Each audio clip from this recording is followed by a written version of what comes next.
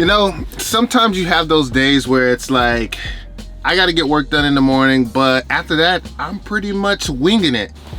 Yo, it is hot. I am on a self-care, midday self-care vibe where, again, I did as much work as I could do. I don't want to do no more work. I just want to chill, relax, get some lunch, go check out some vinyls, maybe grab a vinyl or two. I don't know.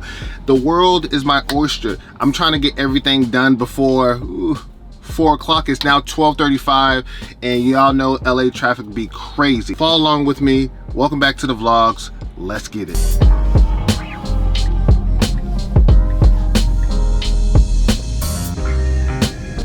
Oh my God. All right, so listen. Quick detour, we got a problem.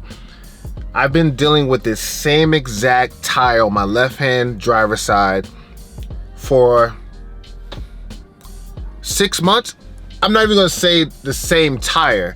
I'm gonna say I've changed the tire, I've gotten a new tire, and I'm still having the same issue. It seems like I'm having a slow leak, and every time I take it in, they can't find the leak. So I'm gonna have to go back. So we're gonna do a small detour right now. I gotta get this taken care of because I can't have this all the time. I can't continue to fill up this tire with air. Look at this. The PSI just drastically changes. I reset all of this stuff because one day it read 28 PSI and everything else was 45, 44, and now it's back up to 35. So I don't know if it's actually the sensor or it's actually my tire. So let me go back in, let me go check and see if it is the tire. And then if it's not, then I am going to go back to Tesla and say, hey, there's something wrong with this sensor in the front driver left side.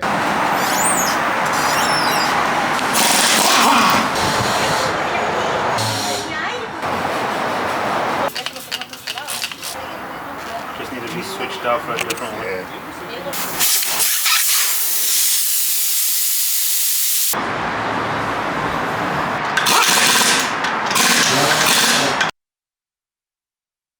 All right, so lunch today is brought to you by Pine and Crane. It's a Taiwanese spot here in LA, super good. What I got here today is I got some Dan Dan noodles. Fire, got a little celery in here, got everything you need. Then I got Taiwanese sausage with a little garlic. Again, Pine and Crane, super good. It's always good to refuel. I don't know, there's something about these Dan Dan noodles. I get them every single time. Now, the one thing I will say about them is when you get them, when they bring them out, they're not extremely hot. I like my noodles really hot, kind of like a ramen. You know how it's just basically gonna burn your mouth? That's how I like my noodles, but these are like always like lukewarm. That's my only gripe about these. And not to mention, this is literally right across the street from my house. I can see it out my window, so it's a perfect place to get like a late night snack if you want to, or lunch.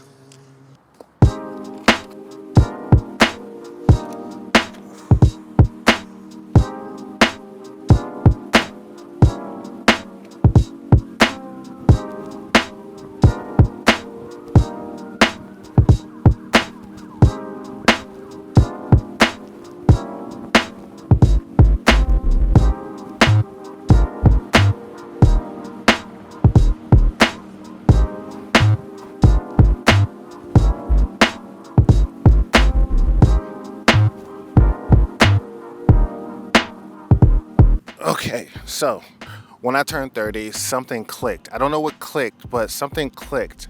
And my thought process was, yo, I need to start. I've been out here on the streets and I've been out here living for me, but there's something more than that. There's something more than just living for me. And then I started to think about my future and what that looked like, having wife, kids, and being stable financially.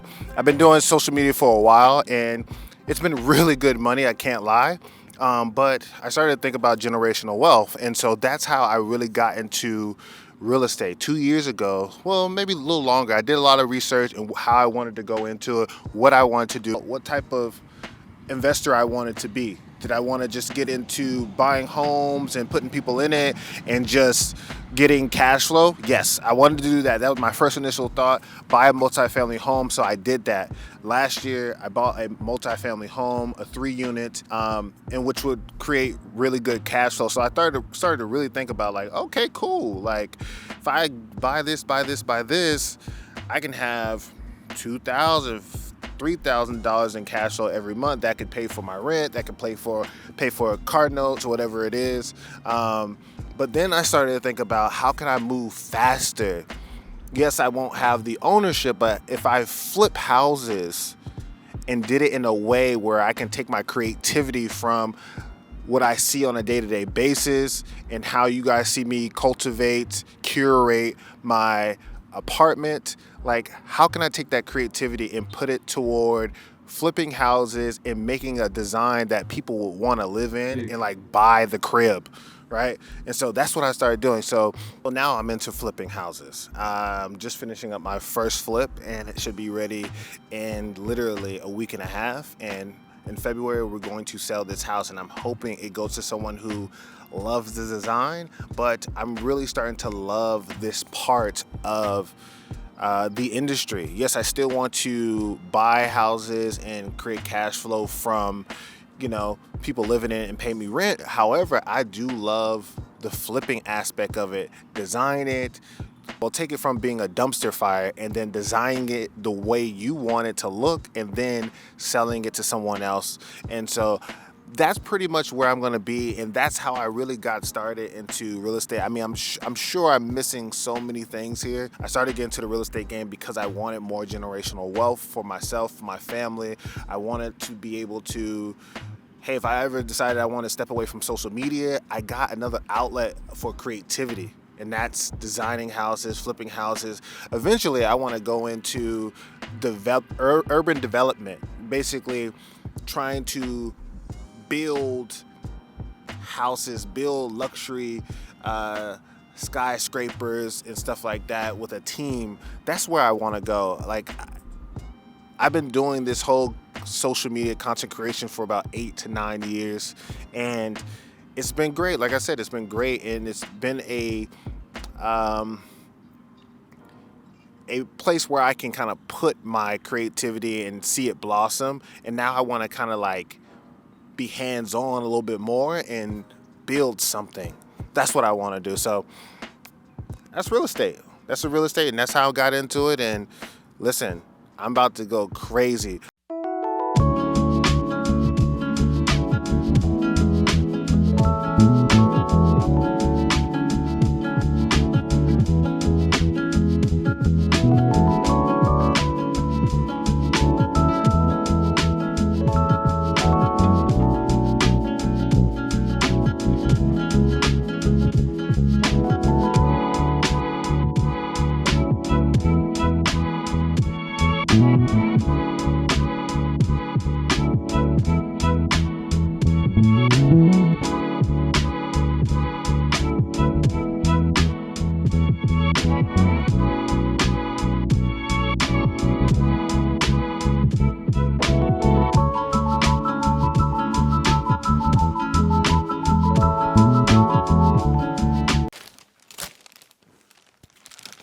All right, listen, this is for all my vinyl heads out there. The nostalgia that came upon me when I walked into Amoeba. And first of all, if you've never been to LA and you like music, and you like records and all that good stuff like that, Amoeba, this is not an ad. Amoeba is like literally a treasure hunt. You can find pretty much anything and everything in there.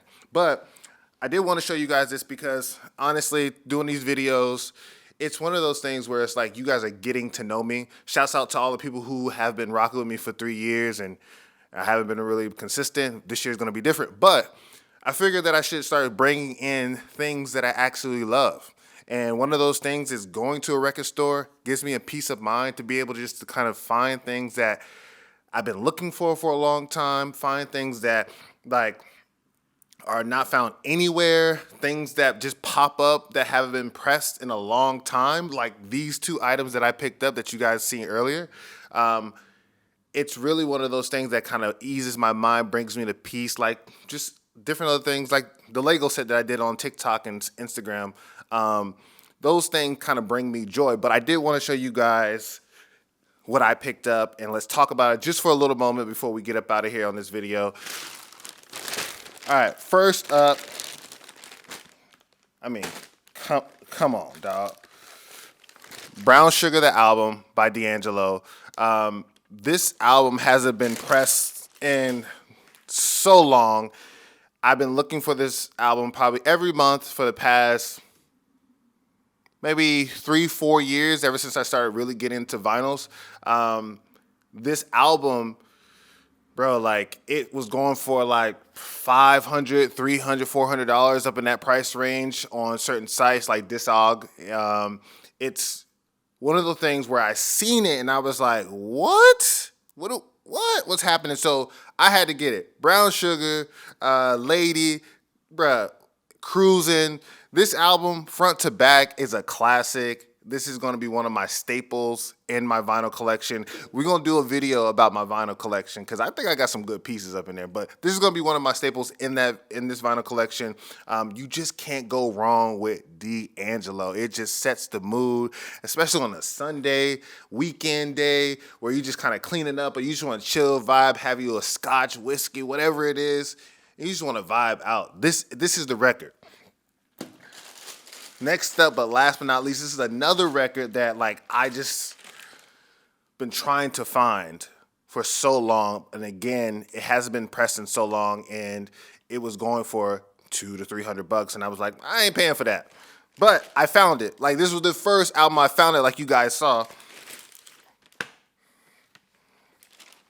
NERD, come on now. In Search Of, this is the best album that they have. The best album. I think it's the first album and the best album that they have. And it got repressed, and I just walked in the store and I just had to have it. It's one of those things where like front to back, every song to me is the greatest song ever made, honestly. And I'm not even capping. But this album, the D'Angelo album, these are, man, already in 2024, these pickups already, like, it is a dream come true. I'm gonna be honest with you. So that's my pickup. And so those are my vinyl pickups for today. And listen, thanks for coming along. And again, these vlogs are meant for you guys to kind of know me and see who I am, what I'm about. And if you guys align with what I do and what I do, like and subscribe to the channel. I'm gonna be doing this. I'm trying to get 100,000 subscribers this year. That's what I'm going to do. I'm going to be super consistent with you guys, and I hope you guys tune in each and every week. And if you're new to this channel, thank you for watching. Your boy JB, I'll see you next week, next Tuesday, with another vlog or another video of some sort. Peace.